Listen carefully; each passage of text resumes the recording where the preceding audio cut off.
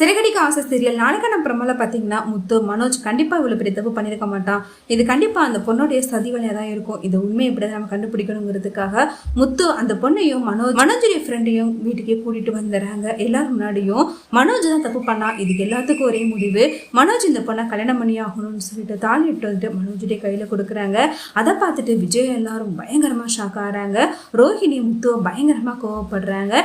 ஏன் இப்படி செய்யாத தப்புக்கு அவரை பலிகடை ஆக்கப்படுறீங்க, இது நடக்கவே கூடாது, மனோஜுடைய ஒய்ஃப் நான் இருக்கேன் அப்படின்னு சொல்லிட்டு எவ்வளவோ சொல்லி பார்க்குறாங்க. ஆனால் முத்து என்னதான் இருந்தாலும் அந்த பொண்ணு தனியாக இருக்கும்போது வீட்டில் போயிட்டு இது மாதிரி பண்ணியிருக்கான்.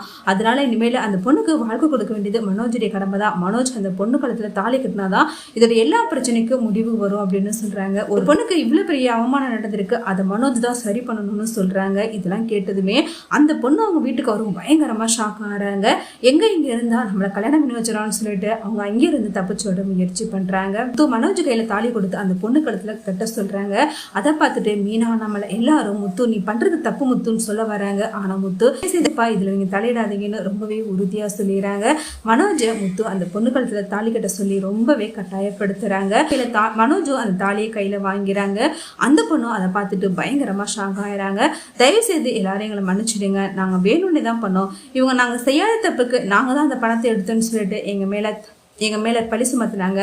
அந்த கோபத்துல தான் நாங்க இது மாதிரி பண்ணோம்னு சொல்லிட்டு அந்த பொண்ணும் உண்மை எல்லாத்தையுமே சொல்லிடுறாங்க. சொல்லிட்டு அங்கிருந்து தப்பிச்சு போயிடுறாங்க.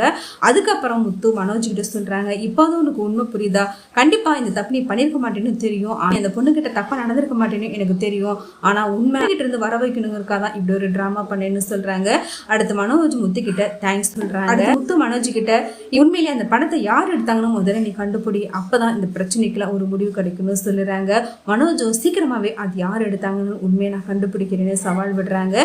இதை பார்த்துட்டு ரோஹிணி பயங்கரமா ஷாக் ஆகிறாங்க. கண்டிப்பா அந்த பணத்தை யார் எடுத்தாங்க கண்டுபிடிச்சானா கண்டிப்பா அது நான் தான் மாட்டுவேன், அப்ப நம்மளை பத்தின உண்மை அந்த வீட்டுல எல்லாருக்குமே தெரிய வருமேன்னு சொல்லிட்டு ஒரு பக்கம் ரோஹிணி ரொம்பவே பயந்து போறாங்க.